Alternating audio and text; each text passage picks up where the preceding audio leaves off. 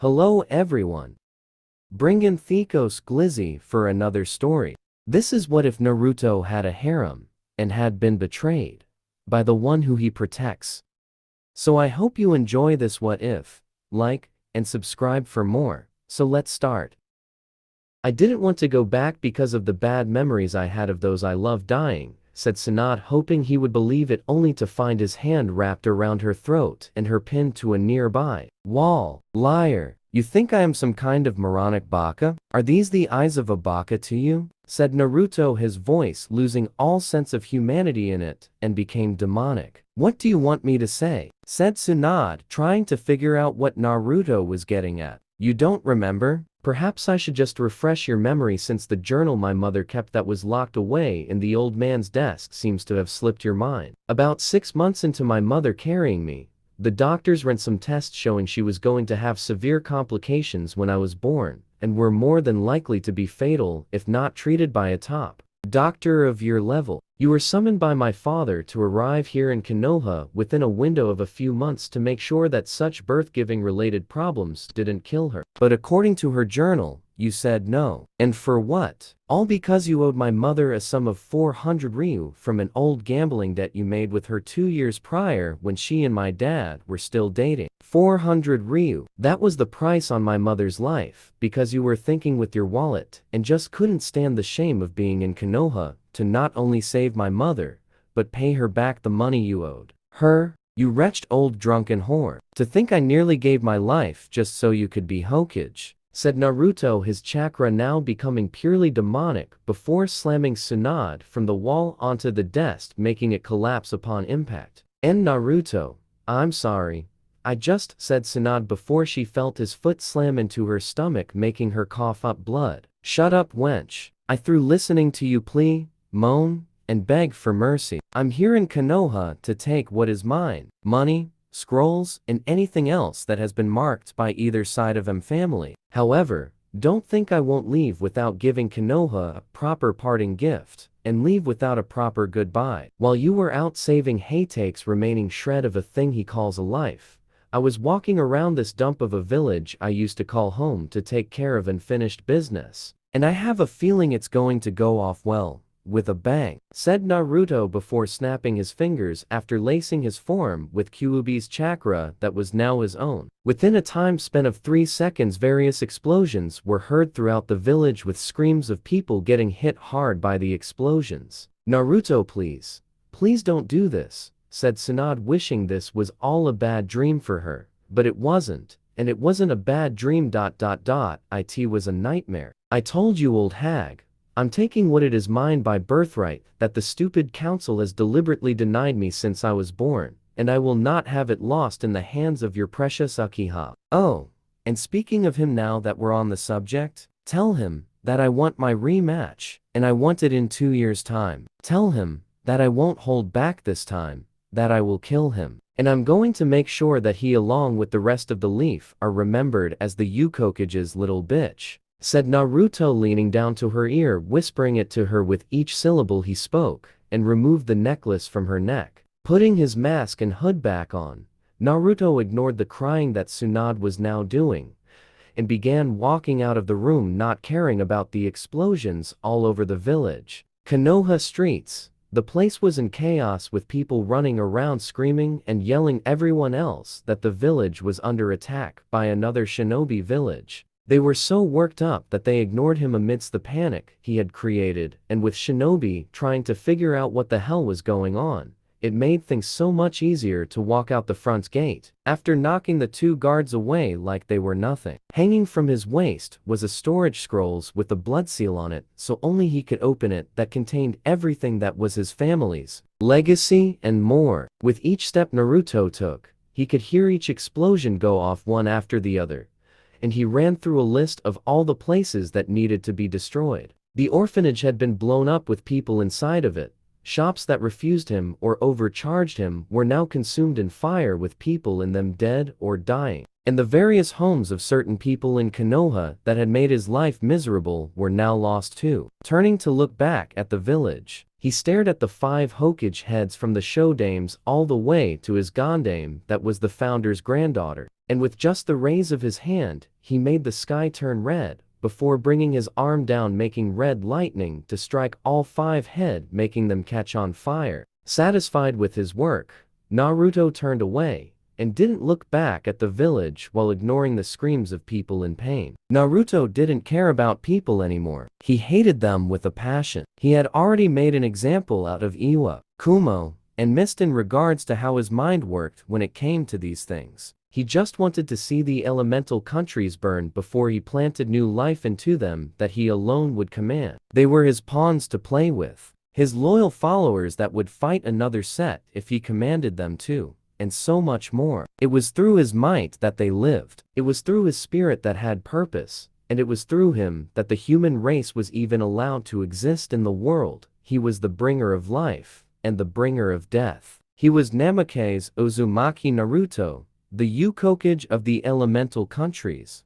Hokage Tower. Hokage-sama. Hokage-sama, said to Anbu, trying to help the woman get back to the land of the awake, as they had tried to reach her first at the hospital only to look for her the tower. And when they saw the guards dead, they feared the worst. "Get away from her, you idiots. Can't you see she's in shock?" said Jiraiya, having come to Konoha as soon as he heard what happened to his former teammate and the village. Said Jiraiya, having come to Konoha as soon as he heard what happened to his former teammate and the village. "Jiraiya," said Tsunade, weakly looking up at the toad Sannin like a frightened child, and the man knew whatever it was she saw was huge. Tsunade, calm down. "Everything is going to be alright," said Jiraiya, as he picked up the woman and putting her on the nearby couch to help get her head together. "I betrayed him, Jiraiya. We all betrayed him, and he hates us for it," said Tsunade, her eyes now filled with more tears, as she clung to him, and he held her closely. Who did this to you, Tsunade?"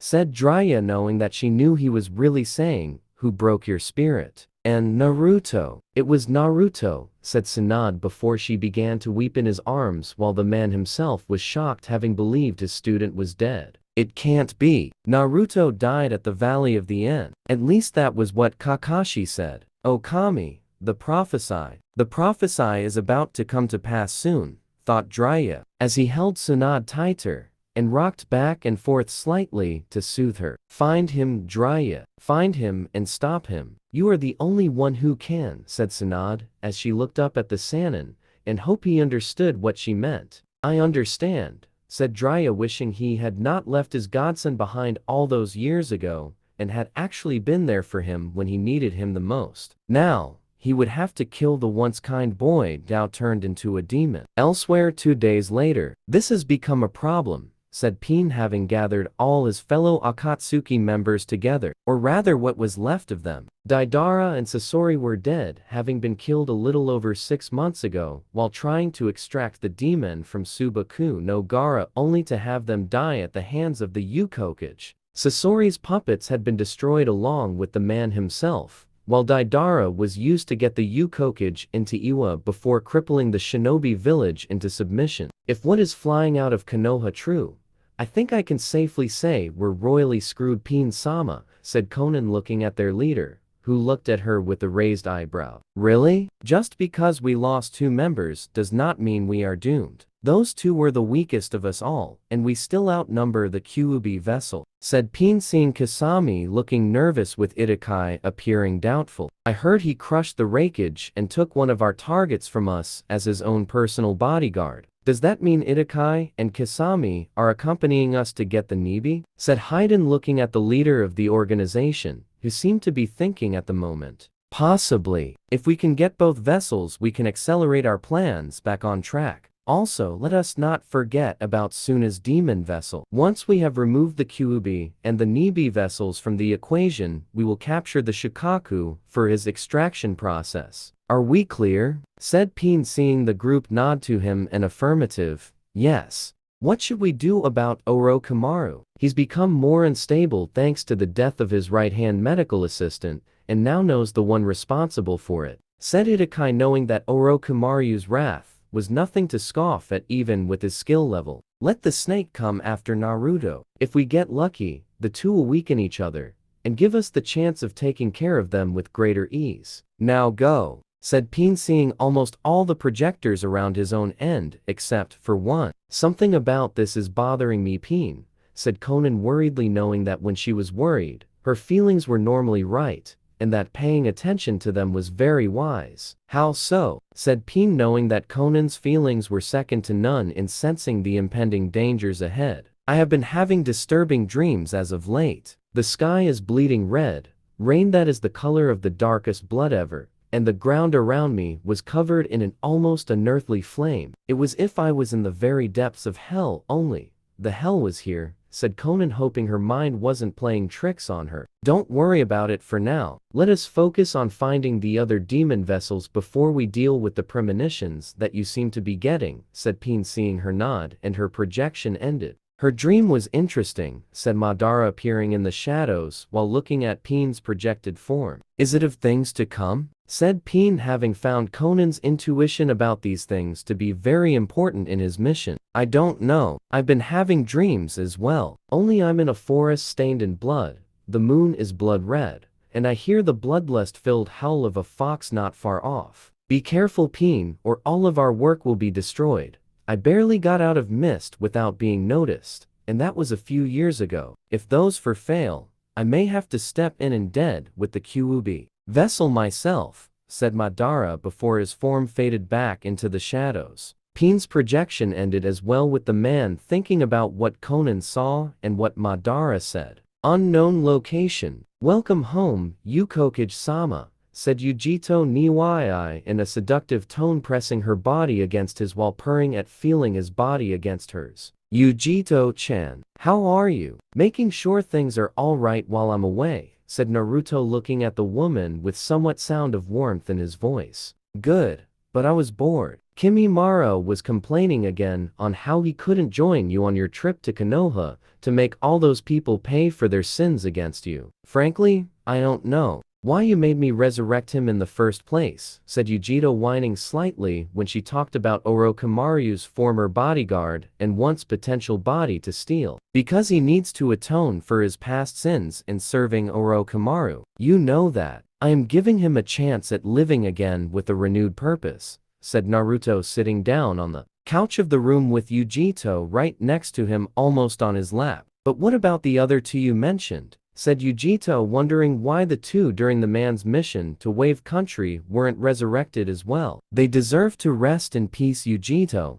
so let's do just that. I have no desire to take the two most influential people in my life and make them fight for me when they don't need to anymore, said Naruto, taking off his mask and putting it on the table in front of him. Once word gets out on just who you are, a lot of people are going to come after you and try to kill you, said Yujito, looking worriedly at him while resting her head comfortably on his shoulder. It doesn't matter. Soon I will crush them, as they tried to crush me, and I will make the sky rain upon their village with their own blood. I will bring judgment to all who have made people like us, and others with painful pasts like us pay for it with everything they have, said Naruto before touching the jewel hanging around his neck. I love it when you talk like that, said Yujito, snuggling up closer to him and purring further near his ear. Yujito, you know that, said Naruto, only to find a finger on his lips telling him to be quiet for her. I know. I just want to be close to you. Even though you won't let anyone in, I'd like to think I'm pretty damn close. So let me be this close to you, for as long as you'll let me, and hold me when said Yujito, her voice getting more tired by the second before she fell asleep on him. All right, Yujito, I'll hold you, said Naruto in a quiet voice, as he too became tired and fell asleep holding. Okay, thanks for watching. I hope you enjoy this video.